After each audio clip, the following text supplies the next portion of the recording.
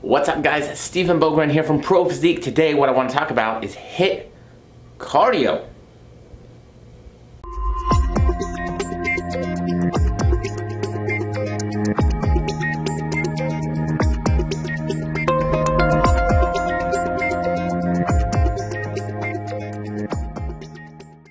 Alright guys, so what's up everybody? Happy Tuesday. Today's Tuesday.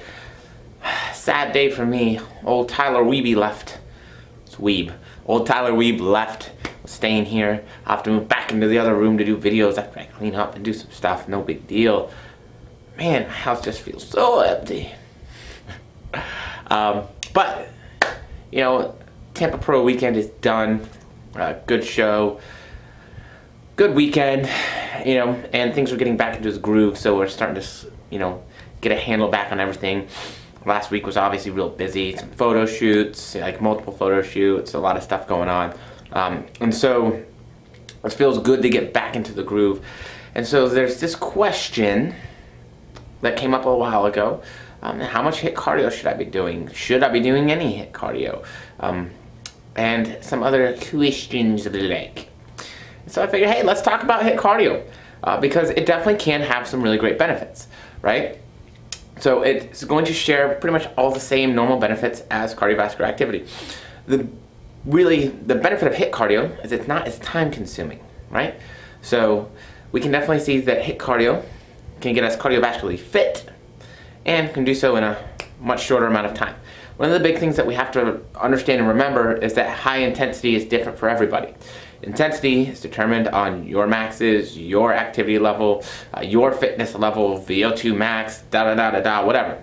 So it's individualized, right? So very important that we understand that first and foremost. So I don't ever recommend HIIT cardio to people that are just starting or that are severely out of shape, like really, like we haven't exercised or done anything. For me, steady state cardio is king for that, right? But with higher intensities also come some chances that we can get hurt. And so we want to make sure that we are in fact able to do HIIT cardio appropriately and stay healthy. We don't necessarily want to be deconditioned and then go into HIIT cardio. So first and foremost, if you're going to do HIIT cardio, I recommend that you make sure that you are conditioned for the activity and the intensity of the activity beforehand. If you are not, it could be bad. It's just easy to pull something and strain something and overdo it because typically high intensity, we're working at high intensities. We're working hard. But if we are conditioned and we're doing the right things and we're active and we're doing our stuff and you know, we're in a good place to do HIIT cardio. Can we use HIIT cardio? Yes, absolutely. Now, does that mean that that's my preference? No, not really. But can we? Yes. Is it a bad idea? No, not necessarily. Everything has the correct placement, right? There's a place and a time for all things. So let me talk about when kind of I like HIIT cardio. I think it makes sense. When it's minimal, maybe 1 to 2 sessions per week. I think that makes sense. We want to keep cardiovascular conditioning for other activity types. And maybe we're, you know, possibly in an off season where recovery and food is up. That's when I like HIIT cardio. I think that it can be really beneficial to hold conditioning cardiovascularly, right? And to keep VO2 and all those other cardiovascular aspects up, right? So that's my main thing. I do not prefer to use HIIT cardio during contest preps anymore. Now, the drawback is yes, if we're going to do steady state, we have to do a lot more time. But the main reason why I've stopped using HIIT cardio is because cortisol and stress response, right? The ability to recover from your training is very important.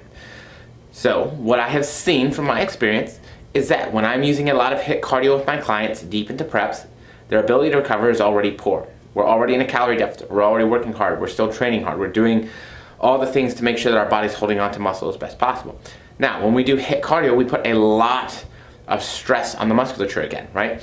We can actually get sore just from doing HIIT cardio.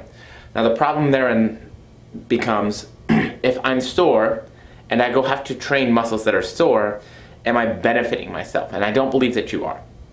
So what I have done is if I'm going to utilize HIIT cardio in a prep, I utilize it in a very moderate fashion at first, and as prep goes, I drop it out. I replace it with steady state cardio. And that is because steady state cardio is easy.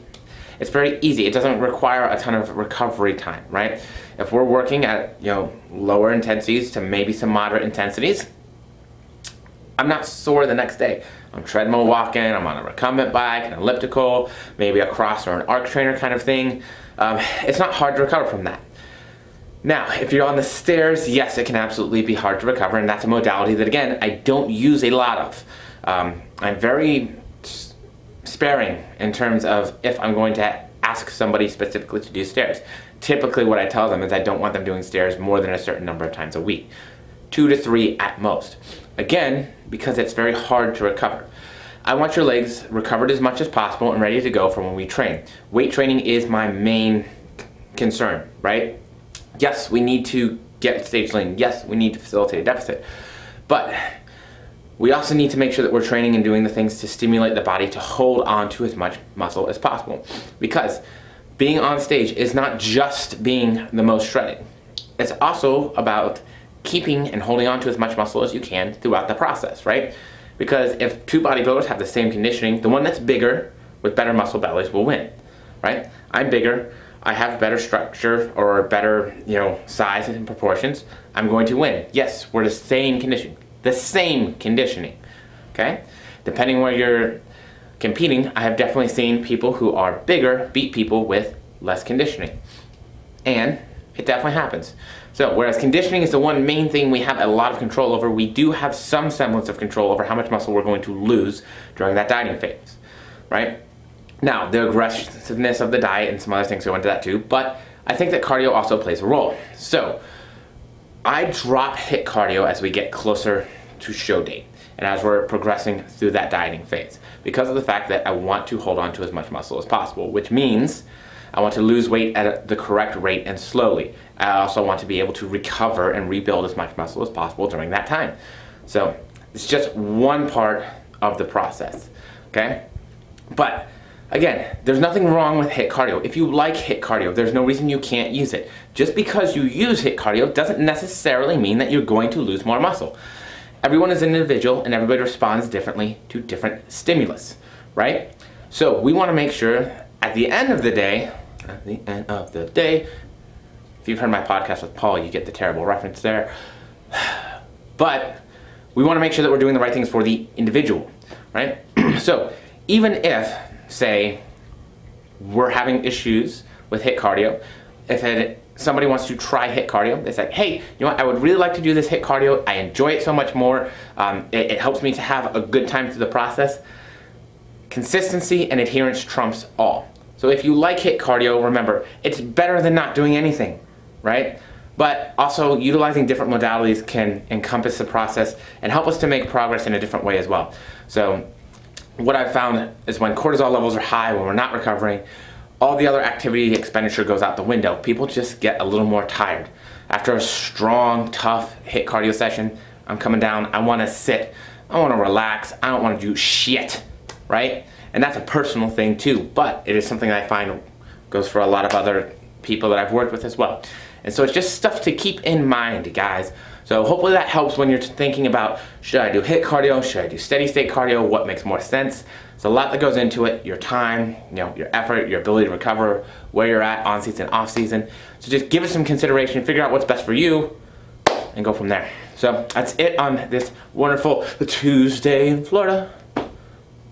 Talk to you soon.